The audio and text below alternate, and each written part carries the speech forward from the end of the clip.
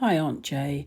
My son thinks the neighbour reported him to the police, but it was actually me. I never imagined I'd be the kind of mother who reported the police on her own child. Even now, just saying the words makes my stomach churn. But I did. And no one, especially not him, knows about it. My son Darren's 26. He's smart, funny, and capable. But the past few years, he's been going down a path that terrifies me. It started small: lazy shifts at work, speeding tickets, drinking too much on weekends.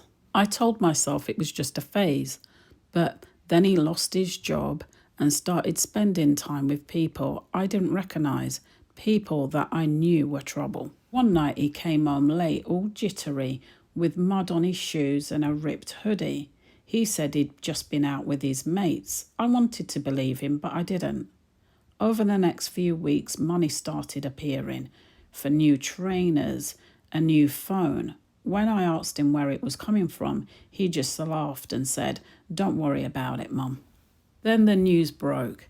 A break-in 3 streets away. Jewellery, cash and several credit cards stolen. No one had been hurt, but the description of the getaway car matched the one Darren's friend drove.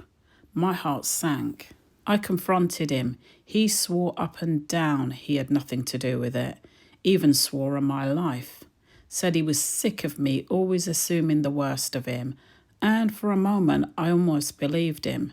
But that night, after he went out, I decided to find out for myself. Never gone through his things before, and it did feel like I was crossing a line, but I just had to find out the truth. I searched his drawers, his wardrobe, even his coat pockets. Nothing. Then I lifted the edge of his mattress, and there it was. I found it.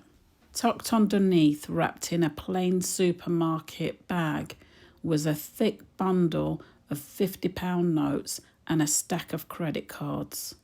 When I saw the name on top of the card, it was the same name I'd read in the news reports about the burglary. There was no denying it anymore. This isn't a mistake or a misunderstanding. Darren was definitely involved. That night I could barely sleep.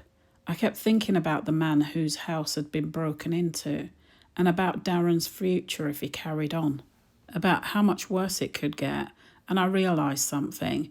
If I didn't stop him now, the world would, and the world wouldn't care that he was my son. I called the police.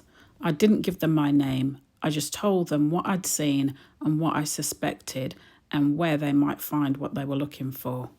2 days later, they raided his friend's flat, and Darren was arrested with stolen property in his bag. He still thinks the neighbour reported him. He's convinced they must have seen something and snitched. He rants about it every time I visit. He's even angry with me. He said I just let them take him when the police showed up. He said if I really believed he was innocent, I would have fought harder for him and shouted louder and done more. Now he tells me that when he gets out, he wants a fresh start somewhere else, away from this estate and away from the people who stabbed him in the back. And maybe even away from me. He says seeing my face reminds him of everything that happened. I just sit there in the visitor's room and nod and let him hate me for something he doesn't even know I did. Because the truth is, Aunt Jay, I did it to save him. If it had gone further, if someone had been home during that burglary, he could have been looking at 10 years or worse. I couldn't let that happen.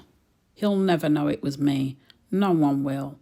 I'll carry that secret to my grave if I have to. Maybe that makes me a terrible mother, but I'd rather live with the guilt than stand by and watch my son destroy his life. If hating the world keeps him alive and out of prison, then I'll let him hate it. That's a burden I'm willing to bear.